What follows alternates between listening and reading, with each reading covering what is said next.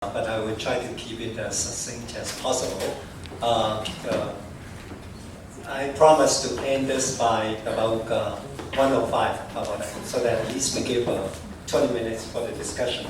Now, I personally was involved in the curriculum development with Hong Kong Youth for a long time, and I served on the steering committee, and I saw to it how our general education curriculum evolved over time. We fixed the title of this conference. We started out with a very linear curriculum, and later we follow a distribution model requiring students to take courses outside their major. And later, the distribution model sort of evolved into a broadening model that with a number of courses sort of watered down at introductory level to suit students of various needs. And just in about 7-8 years ago, we then transformed from a broadening model to a common core curriculum. And we have to credit Harry Lewis of Harvard University, who actually led this sort of a revolution in the development of this core curriculum concept. And he wrote a book, Education Without Soul. And then he led the Harvard group to look into core values of humanities, and that what he thought would be the most important core of a curriculum of any university. And Hong Kong, you pretty much follow that model, and so common core curriculum, like Professor Lam already shown. We really focus on the core values that are important to humanities, as well as to cultivate students' critical understanding of the interconnectivities amongst the very important issues in life. But I have to admit that when we try to instigate and push this common core curriculum, we face a lot of challenges, and we face resistance from teachers, from management, from students, and even from the public. And the resistance tends to be greater from the professional schools, medicine, dental, architecture, law, and even business. And because they already have very set curriculum. And so try to make room for this common core was not easy. So I like to sort of ask our speakers, some very focused questions, and try to probe their point, and then have them talk frankly what happened in their professional faculty. The first question is, now I did a survey, right now all the 8 universities, they all have a sort of a component of general education. The core competence, we have no disagreement on that. We all know it's important to do the language training. But it's always the broadening of the general education part, how to broaden students' knowledge, that we argue a lot. And right now, all the universities has between 12 to 20% of their curriculum devoted to this sort of broadening aspect. I'd like to ask some of the professional members, whether they feel, for example, take 15% as an example. If we devote 15% of the curriculum of a major to topics outside the major to broaden students' horizon and perspective, you think that's appropriate, or you think there's too many or too much? Start with Albert, the other Albert Chow, at Baptist, you in charge of the teaching and learning. I cannot speak on behalf of him, of course, but I think, as I said, I think I will try to answer this question by prescribing a fixed percentage. But from a professional perspective, what I see is that the general education should be the indigo part of the program that is merged together with the major in a sense. So I think if we look at this from this perspective, there are 2 things that I will try to mention. First of all, in order to broaden students' appreciation of the understanding of various issues, you need them to have a wide general education training. But specifically, from a professional perspective, for professional programs, you also want the students to be supported and equipped with the general education that support the partner major. So there are two things that you need in a sense within the general education in supporting the professional programs per se. In a wider perspective, when we look at the university as a whole, when you look at the general education, there are lots of issues that you need to think about. You need to think about how your general education fit into your graduate attributes, how your general education support and merge together with your major studies, and also with your universities also offering professional programs. You need also to think about specifically whether the professional requirements will dictate some particular support on a particular type of general education. Okay, thank you. I know it's not a short answer. Unfortunately, curriculum doesn't work that way. They tend to be very discrete. You know, you have to have so many courses on this, so many courses on that. Let me ask Remy, do you think if your students in design have to spend 15% of their curriculum on the general education, on learning about science, about universe, that universe is made of atoms? We just give them a magnifying lens. No, well, again, we're going to be suffering from a little bit of hubris, but then I confess to other people we are realistic in design.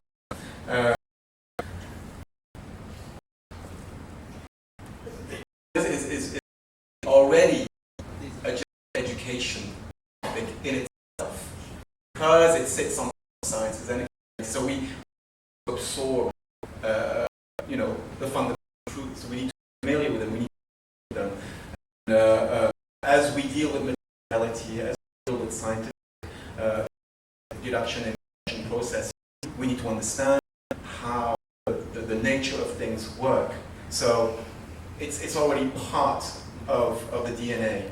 And then again, going to another way of discovering, that does not go without the humanities. So it's really a broad appreciation of knowledge in itself.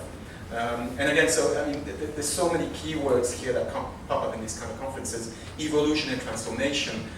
We are concerned with evolution and transforming society. So I think 50% is good, but only if it supports or if it merges with design. We actually think, and I mean, anybody in the GUR committee here at PolyU, the General University Requirements, part of it's the new general education in PolyU. We've been fighting to have GUR polluted by design. Okay. We want to claim back. We had the same argument at the community college, where because community college is 60% of general education, 40% specialist education design. We wanted to abrogate the general education territory with our design subjects, because we thought, well, that's general education already. Okay, thank you. You got your chance later, okay? But now, design, you can argue design is general education in this branch, but not medicine. Yes, you just reduce, the common core from 6 to 3. We also introduced the other aspects of general education, of course. I think 15%, we're talking about 15% in the context of an expanded, curriculum for all university programs in Hong Kong. So right now, I think for us, we require our students to do 6 courses, each worth 6 credits, which is 36, say for a 4-year program, which is 240, that's just 15%. So everyone is doing it. It's okay. And so that is not the problem. My question is actually, had the program been 3 years like previously, whether people would still accept 15% general education? I doubt very much. And definitely, I think not within medicine. And indeed, okay, although I told you that actually it took us not very long to get everything, organized and decided, etc. We did have to overcome a lot of obstacles. Besides, trying convincing the Senate allow us to reduce the number of courses. We also had to convince the Medical Council of Hong Kong that one of the sentences on one of my last slides, that whatever we teach in medicine has not been reduced. So the Medical Council will not allow us to use the medical time to teach non-medical stuff, unfortunately. I think we are only able to do so with the extra 1 year with the Hong Kong. I'm fully aware of that. You know, I was on the Common Core Committee, and we had to spend a lot of time convincing the medicine faculty that, you know, they have to put in 6 courses. But having said that, we are fully aware of the tension, you know, among the teachers from the perspective of the management and educationists. We know the values of all these general education, but not the teachers who are in the faculty level. You know, as you mentioned, you know, they see what they have been teaching for 20 or 30 years in the disciplinary subject is sacred, you know, and we're trying to cut into that. I want you to ask a very frank question from your faculties or faculty you know in engineering. Are these sort of common core or general education programs being marginalized? My quick response is that we need to get their buy-in, or not only faculty members, but also students. Why they need to do this? I know. We need them to buy in. Yeah. What is the current status? The current status is they had marginalized? they had already buy in because they need why They have. they have already understand why they need general education. For example, they understand that the students that they have brought up to and graduate, they need to face the public to explain to the public why we need this engineering project. Okay. Yeah, then they need that. We need communication skills not only to peer but also to the public and large. We need to get them understand. Okay. This has been done actually. There's what about medicine? How do teachers in medical faculty see the Common Core curriculum? I am very honest. Yeah. I am very honest. I'm probably one of the very few who felt, even at the beginning, that the Common Core was good for our students. Majority of our teachers actually did not think too much about it. Yes, except that, in fact, yes, the Common Core courses actually occupy some of the time the students had to spend, you know, in the university, and therefore our teachers did not have to teach as much. So that was the only positive thing actually amongst our teachers. So there's sort of a common sentiment. Yeah, but when we first started. Any members from Chinese U Engineering or Sydney U Law School who can tell us the status of, you know, your gateway education? No one? Just like to know how, you know, the general education programs are received at those other universities. Perhaps I would like to add one thing, and that is perhaps from the University of Hong Kong. For Common Core courses, they are still not being given the full credits that I feel they deserve. Say, for example, only yesterday I was chairing a board of examiners meeting, looking at the patients,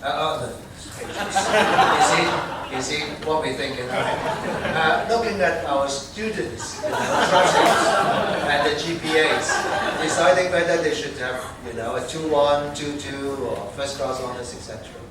When we come to the crunch question is whether the student is good enough, unfortunately, we take out the Common Core GPAs. We only take that right? Yes.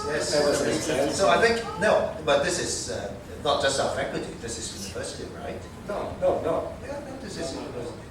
Yes. That's our faculty. Make sure you get So our faculty needs to do better. Okay, so okay. yes, we need to give, you know, these courses the full credits.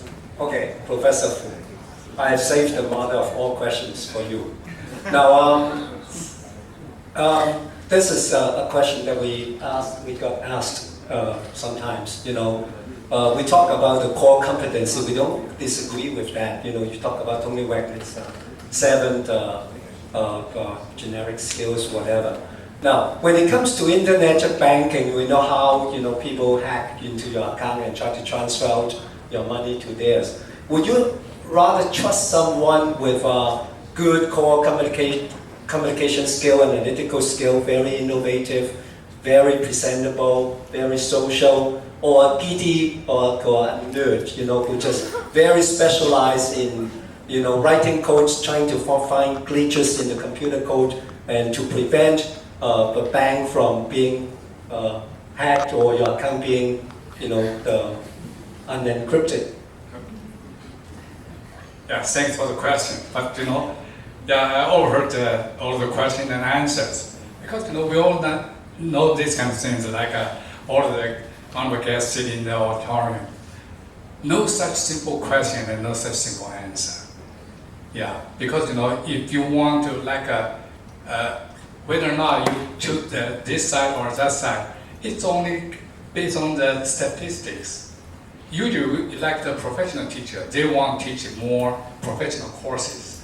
And for the general education faculty, they say if you want to be a complete person, you need a lot of study and learning and things belong to the general courses. So time is limited. Like our faculty just mentioned that you have the total credit hours, and every week you have the teaching and learning hours that's limited. So we have to have a true understanding of the student needs. Student is our real outcomes. So what will make the student real? I'm from the engineering college. A good engineer needs a professional training. Also, a good engineer needs a lot of discipline and a lot of virtues. So in that way, we can separate. I can try to conclude my point of view because I act as a president for 21 years. This kind of argument, we don't have the simple solution. Usually we will let them argue, and then the truth is after the argument, the truth is clear, raw and clear. Then you can make the decision. The government gives some allowance to the professional courses credit and to the general education course credit from how many to how many. Then we will choose from this range. Yeah. So that doesn't mean we favor this one or favor that one. The simple, base of this selection or judgment is from the student's point of view. What kind of student we want to teach or try to cultivate or try to let them to go out from our university. So I'm sorry, I don't have the simple answer of this here. I rather want to sit in the audience and listen to you experts talking about this. Thank you. Thank you, Professor Wu. Yeah. Now, I don't want to cut into our lunchtime too much. I promise we'll end it by 1:05. But before we leave, is there any question from the audience, for any of the speakers? Yes, great. I just want to say thank you to. I just want to thank all of you for sharing, because for me, in my position, it's really important to hear from the professional schools and to point out that there's almost no other situation where the 5 of you from different worlds would be sitting together. So for me, that's extraordinarily valuable, and thank you for your insights. Thank you. You are correct. Great. Members in the professional schools are notoriously antisocial. We don't see it. And with that, I conclude this morning session. Thank you.